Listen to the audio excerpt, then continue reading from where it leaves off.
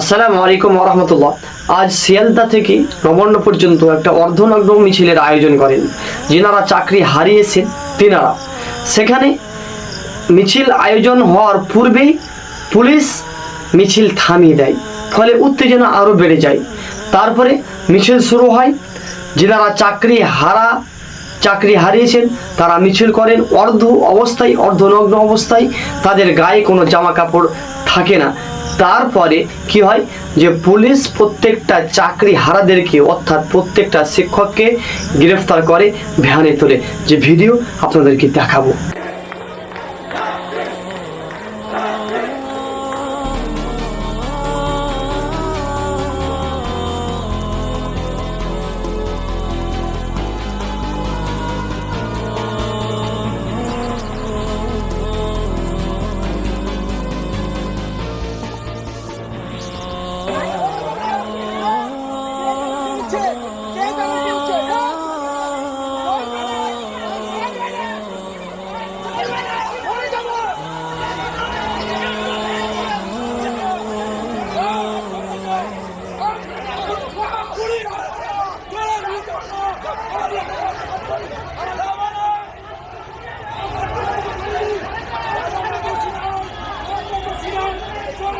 আজকে এই অজর হয়েছে শুধুমাত্র সরকারের জন্য, কারণ আমরা সরকারের উপরে ভরসা করেছিলাম।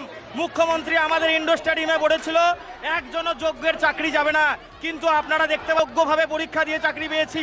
আজকে যারা টাকার বিনিময়ে চাকরি পেল তারা বিভিন্ন দপ্তরে চাকরি পাবে, অথচ আমরা পরীক্ষা দিয়ে যদি পাশ না করি তাহলে আমরা কি করব সেই বিষয়ে উনি কিন্তু এখনো কিছু বলতে পারেননি। তাই এই আন্দোলন আমাদের চলবেই। এখানে সংবিধান লঙ্ঘন করা হচ্ছে। কোথায় সেই বিচার ব্যবস্থা যারা আমাদের এখানে বিচার দেবে? আমরা তো কোনো দোষ করিনি, আমাদের বিরুদ্ধে কোনো দুর্নীতির অভিযোগ নেই, তাও কেন আমাদের মেধার আমাদের যোগ্যতার এরকম চরম অপমান করা হচ্ছে?